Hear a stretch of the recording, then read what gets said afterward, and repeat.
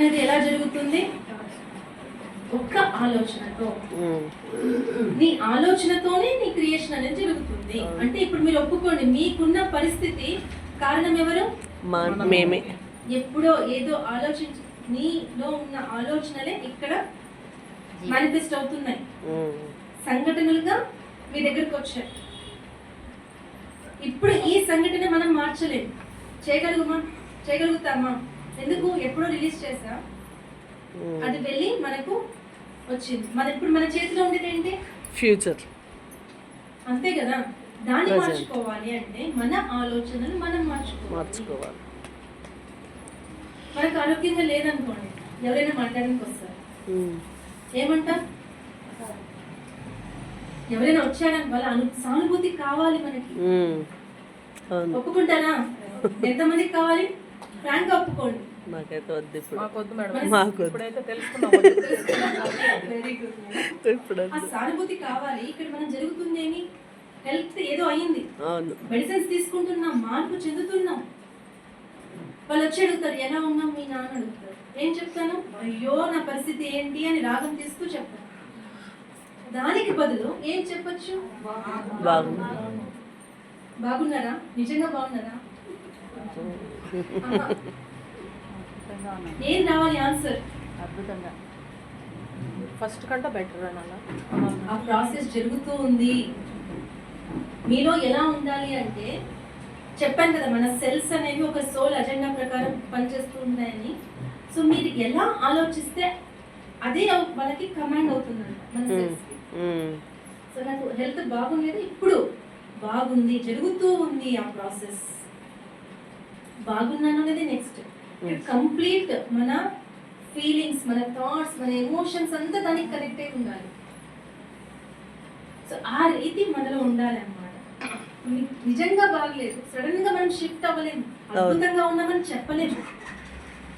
మన నేచర్ కావాలి అన్నప్పుడు ఆ ప్రాసెస్ లో నేను ఉన్నాను, పర్వాలేదు అనే నమ్మకంతో మనం ఉండాలి. అర్థమవుతుందా? సో ఆ క్రియేషన్. సో ఇంకొక అద్భుతమైన పుస్తకం, నాకు ఒక్కొక్క పుస్తకంలో ఒక్కొక్క కాన్సెప్ట్ నేను కనెక్ట్ అవుతాను. 1000 Seeds of Joy పేరు విన్నారు కదా? తెలుగులో 1000 Seeds of Joy Anand Karnesh రచించింది. తెలుగులో ఏదో టైటిల్ 1000 Seeds of Joy. అది ఎలా వచ్చింది అంటే, ఆయనకు ఆథర్కి ఎవరిచ్చారు అంటే సరస్వతి మాత, లక్ష్మీ మాత, పార్వతీ మాత ముగ్గురు కలిసి ఇచ్చిన సబ్జెక్ట్. ఆయన వీళ్ళతో మాట్లాడతారు, ఆయనకు వచ్చిన క్వశ్చన్స్ అడుగుతారు, దానికి సంబంధించిన జ్ఞానాన్ని ఈ సరస్వతి మాత, లక్ష్మీ మాత ఇస్తారు. ఇలా చెప్తారనమాట. లక్ష్మీ మాతతో కన్వర్జేషన్ అని క్వశ్చన్స్ ఉంటాయి. సరస్వతి మాతతో కన్వర్జేషన్ చేసినప్పుడు ఆమె ఎంత అద్భుతంగా చెప్తుందంటే, ఇక్కడ సృష్టి జరిగేది ఏ దేవుడు? మామూలుగా చెప్తాం కదా, బ్రహ్మ అంటాం కదా. బ్రహ్మ ఏం చేస్తారంట, సరస్వతి మాతతో ఏదైనా ఒక డైమెన్షన్ ఏం చెప్పాలి, ఒక లోకాన్ని సృష్టి చేయాలి అంటే సరస్వతి మాతతో సృష్టి చేయిస్తారు. ఆమె జ్ఞానం కాదు, ఆలోచన. ఒక సృష్టి జరగాలి అనే ఆలోచన. అప్పుడు మాత్రమే వాళ్ళు సరస్వతి మాత ఒక ఆలోచన ద్వారా ఆ సృష్టి అనేది చేయిస్తారు. ఎక్కడ నుంచి జరుగుతుంది? ఆలోచన. అంటే అంతవరకు వాళ్ళు ఎలాంటి ఆలోచన లేని స్థితిలో ఉంటారు. ఇప్పుడు అర్థమవుతుందా? Very simple. అది చదివేసి ఆ పేజ్ అలా చదివేసి వదిలేస్తాను నేను. ఇంత డెప్త్ గా నేను ఆలోచించలేదు. అసలు రాత్రి పడుకున్నప్పుడు ఏం జరుగుతుంది మళ్ళీ రీకాల్ అవుతుంది అన్నమాట. ఒక సృష్టి జరగాలంటే సరస్వతి మాతతో సృష్టి చేయిస్తారు. అంతే చదివినాను. రాత్రి పడుకున్నప్పుడు ఇంకా డెప్త్కి వెళ్ళిపోయాను. అక్కడ ఏం జరుగుతుంది? ఒక ఆలోచన ద్వారా సృష్టి జరుగుతుంది. అంటే అంతవరకు శూన్య స్థితిలో ఉంటారు. సృష్టి జరగాలన్నప్పుడు మాత్రమే ఆలోచన వెళ్ళబడు. మళ్ళీ ఆలోచనకి ఎంత శక్తి ఉంది చూడండి. మనం ఏం చేస్తున్నాం? అంటే శూన్య స్థితిలో ఉంటేనే అది ఆలోచన ఆలోచన లేని స్థితిలో ఉండాలి. అదే ఎప్పుడు కావాలో అప్పుడు మాత్రమే ఆలోచించాలి. విడుదల చేయాలి. బట్ మనం ఏం చేస్తున్నాం? ఎప్పుడు ఆలోచిస్తుంటాం. ఒక్క ఆలోచన అంతా ఉపయోగంగా ఉందా? ఈ సబ్జెక్ట్ చెప్తూ ఇక్కడ జరుగుతుంటే ఏమంటారు ఇది? సత్సంగం జరిగేంత వరకు అంతా బాగుంటుంది. ఇంటికి పోయిన వెంటనే ఏం స్టార్ట్ అవుతుంది? ప్రపంచం అంతే. నా ఆలోచనలు ఒక్కటేనా? మీ అత్తగారు అడిగి వంట చేయమ్మా అంటారు. మగవాళ్ళు ఇంతసేపు వచ్చేది అని అడుగుతారు, తిడతారు, మళ్ళీ స్టార్ట్ చేస్తారు ఫైటింగ్. సత్సంగంలో ఉన్నంత వరకు కాదు. 1 hour మెడిటేషన్ ఇంపార్టెంట్ కాదు, 23 hours మెడిటేషన్. మనం ఎలా ఉన్నాము ఇక్కడ మిమ్మల్ని మీరు చెక్ చేసుకోవాలి. సో క్రియేషన్ అనేది ఎక్కడి నుండి స్టార్ట్ అవుతుంది? ఆలోచన నుండి. ఆలోచన అనేది ఎంత ఇంపార్టెంట్. ఇంకా 3rd లెసన్ లోనే ఉన్నాం. ఇది మీరు ఒప్పుకుంటారంటే నెక్స్ట్ లెసన్. ఆలోచన అనేది నేను కూడా చూసాను పత్రిసారి. ఆయన ఒకసారి హాస్పిటల్కి వస్తా ఉంటారు. వేరే శ్రేయన్స్ డాగా సార్ ఉన్నారు కదా, వాళ్ళ అక్కగారు ఉంటారు. వాళ్ళ ఇంటికి వెళ్ళాము అన్నమాట. ఇలా మాట్లాడుతూ ఉన్నాం. ఓకే, నెక్స్ట్ క్లాస్కి టైం అయింది కానీ లేయడం లేదు సార్, లేయడం లేదు. కూర్చున్నారు. పోదాం లేదా అంటున్నారు. సార్ టైం అయింది సార్, పోదాం లేదా అంటున్నారు. కూర్చున్నారు.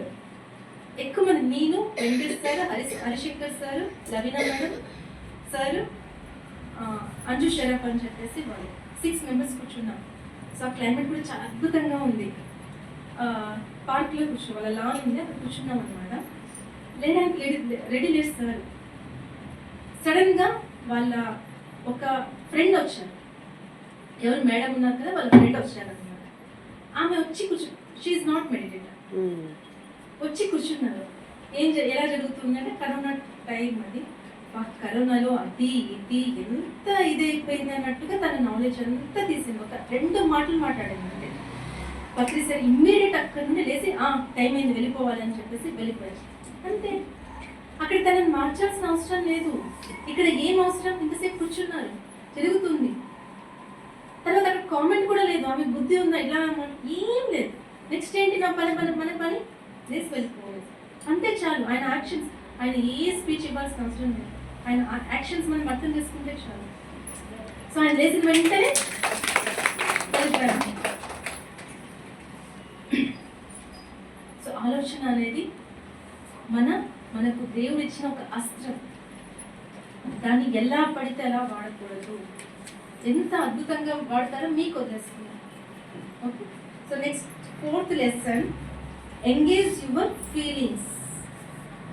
ನಿನ್ನ ಭಾವನೆಗಳನ್ನು ಅರ್ಥ ಮಾಡ್ಕೊಳ್ಳಿ. ఆలోచన ఆద్ಮೇಲೆ ఆలోచన నెక్స్ట్ వచ్చేది ఏంటి?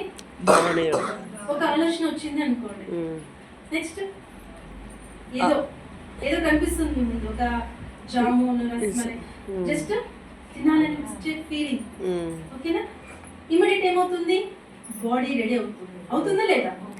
మీరు తినాలి అన్నప్పుడు లోపల నుండి సౌండ్స్ వస్తాయి. సార్ ఈరోజు ఏం భోజనం లేదు, ఏం లేదు అని కూర్చుంటే ముందు నుండి చెప్పారనుకోండి, ఆలోచన వెళ్ళదు. ప్రిపేర్ అవుతాం. బాడీ దాని ప్రకారం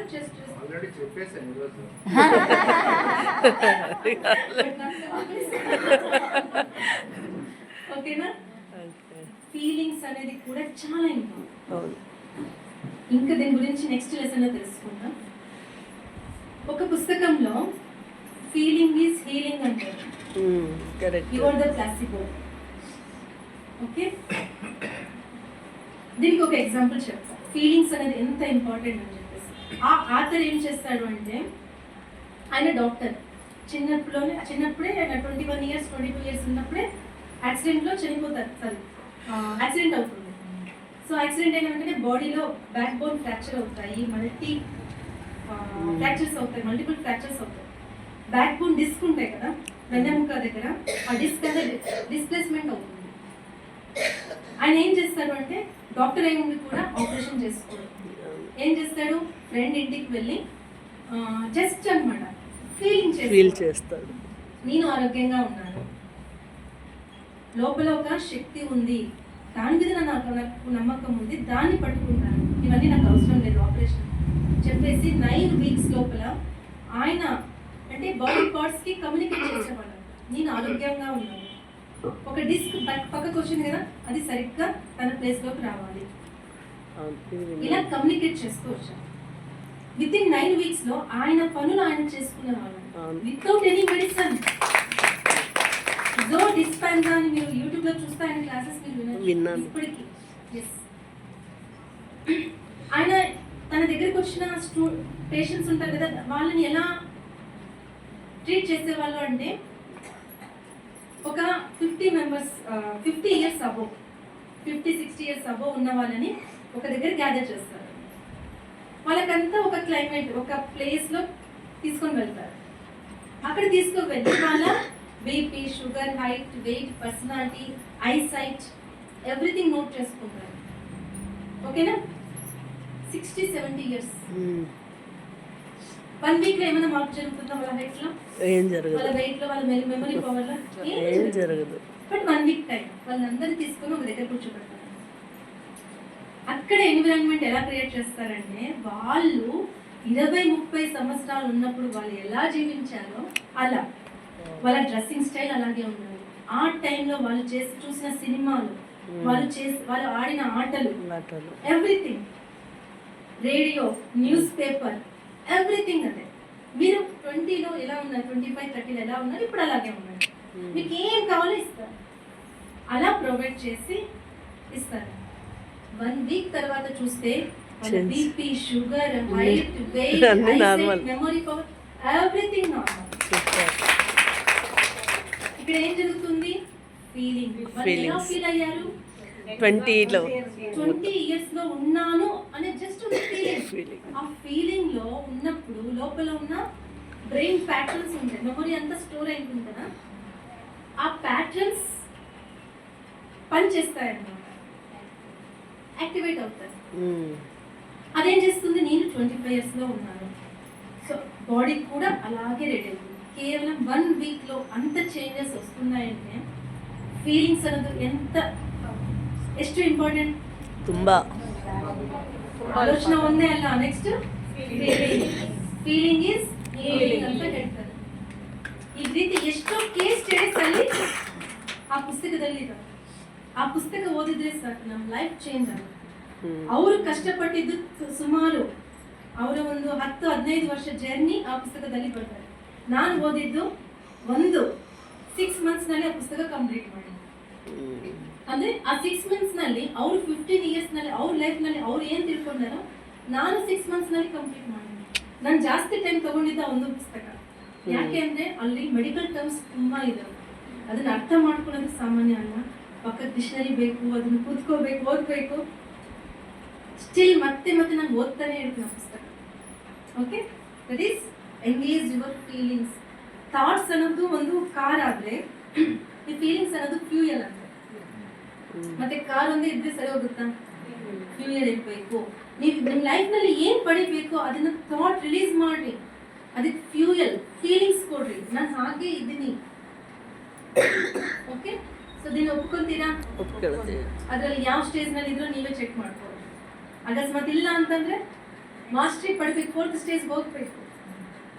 ಮಾಸ್ಟರ್ಸ್ ಮಾಡೋದಕ್ಕೆ ಫಾರಿನ್ ಹೋಗೋದು ಬೇಕಾಗಿಲ್ಲ. ಇದರಲ್ಲೆಲ್ಲ ಮಾಸ್ಟರಿ ಪಡೆದ್ರೆ ನಮ್ಮ ಲೈಫ್ ಕಂಪ್ಲೀಟ್.